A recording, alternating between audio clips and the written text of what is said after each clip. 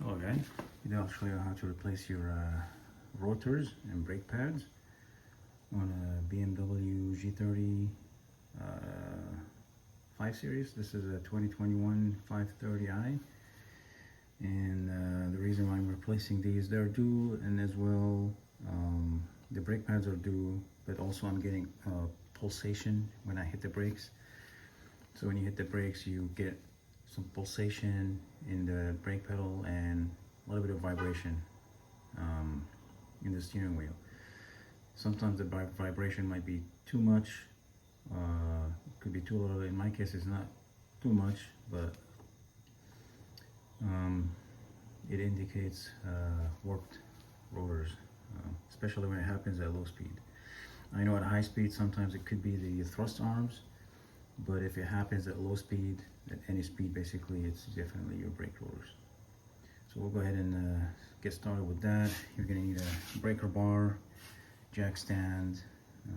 It's easier with the breaker bar, and it's better if you have torque wrench. We're going to lift from the lifting point as usual and take the wheels, but before we do that, we're going to lift it up, try to see if the wheel has some movement so we can identify if there's a ball joint issue or something like that along the way, since while you're in there, kind of thing. Alrighty, let's do that.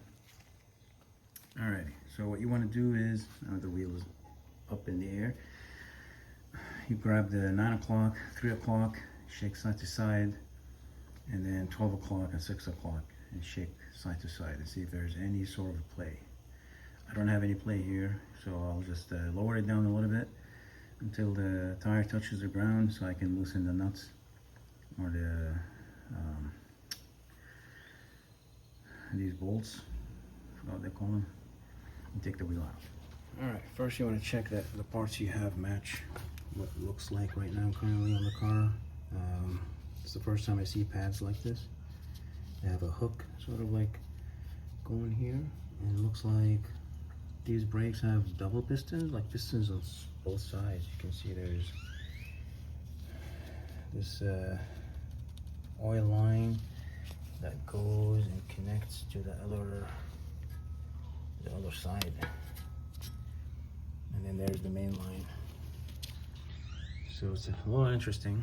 Anyways, so there's no floating a caliper like the older models. So this whole thing is basically hooked up on the knuckle, and there is a 13 millimeter here, and another one somewhere here. I already took it out. Yeah, so once this come off, you can replace this easily.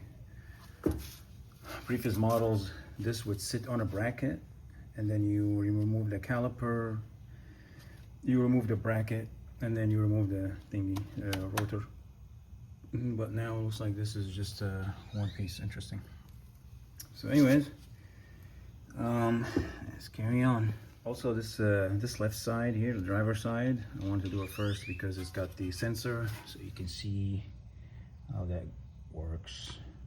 Because the other side would be basically rinse and repeat minus the sensor. There's only one sensor on each axle in BMW. This on the left, and the rear side is probably the left too, or it could be the right side. I don't know, I forgot.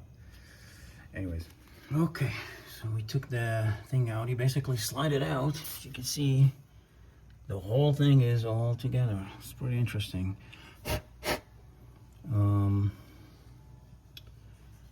And which made me wonder if these are one-time use or not, but I did not know that, so I'm gonna just reuse them for now. They're easy to replace anyway. So we have, as you can see, there's 1, 2, 3, 4 pistons. Nice, very nice. BMW, I did not expect that. I was not expecting this going in this job. Anyways, I got these brembo brake pads. They are pretty much like the OEM, semi-metallic. That's my favorite. Anyways, we're gonna have to undo this guy and then pull the rotor out. And then we're gonna have to take these. We're gonna have to see how to deal with the middle bracket. This is so new to me right now. Make sure you hang the caliper with something. I used the zip tie here all these years. I haven't acquired the bungee cord yet. Alright, so it is size 6. At least with this socket. Luckily I have it laying around. And yep, I'm gonna undo it and take this out.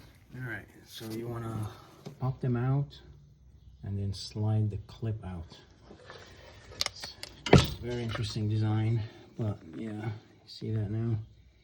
Here's the old pad. See, it's not terrible. But here's the new pad, for example. And there's, yeah. Now you're gonna have to watch when you press the calipers back, the oil level is gonna rise in your brake fluid reservoir.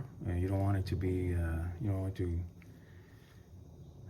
overflow or something, so just be prepared for that. These are Zimmerman brake rotors, and you can see the original ones are floating discs. You can see the pins here. This is a 2-piece rotor. This one piece here hooked up on the other and then locked in these with those pins. Versus this is a single piece rotor. They are the same size and all. And these rotors are, man, they look like brand new, but unfortunately somehow they went bad. All right, so here's the old sensor. Just pop it out. And then we're gonna have to just write the new one from here. It's super simple, all the way. I'll show you over there. And I press the pistons. It's best if you use a piece of wood or something to press both at the same time. I'll see if I have one laying around.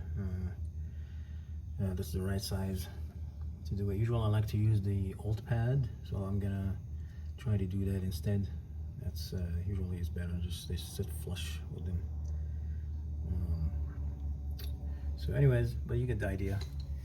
And I used this to compress the pistons. Anyways, let's carry on and finish the job. Honestly, if I have any notes for the next time, I think for the next side at least, I'm gonna leave this to the end, do the pads, blah blah blah, because you know you're moving around and about, and you end up touching this here. I don't like to scratch it or make it dirty or whatever. This should be the last step, honestly. Alrighty. Alright, one important thing to note, press this here more properly. These pads actually, they are not side agnostic, so you would want to put the right pad in the right spot. So you get 2 of these and then 2 of these. You notice here, this one is closed and this one is open. That's where the sensor will go on. So this goes on the inside here, right? This does not go on the other side. Actually, it won't go in. And so is the other side. This here is not going to go on this side. It has to go on the other side. So just be aware of that. Each axle will get one with a hole, one without a hole. The notch is closed. And so there's the other one over there. One with a hole and one without a hole. So just keep that in mind. All right. Now that they're pressed, put the pads on, slide the thing back on. It's such a pain, this thing, man. It's just interesting. And then put the thing back on. Here's your brake fluid reservoir. This just comes off here. Simple, just keep an eye on it. Also plus when you press the brakes the very first time after you turn on the car, you need to press the pedal a few times until you get a solid feel. Yeah, don't drive until you do that. So we got the pads on. Now I need to replace the sensor. As you can see, it's this follow the wire.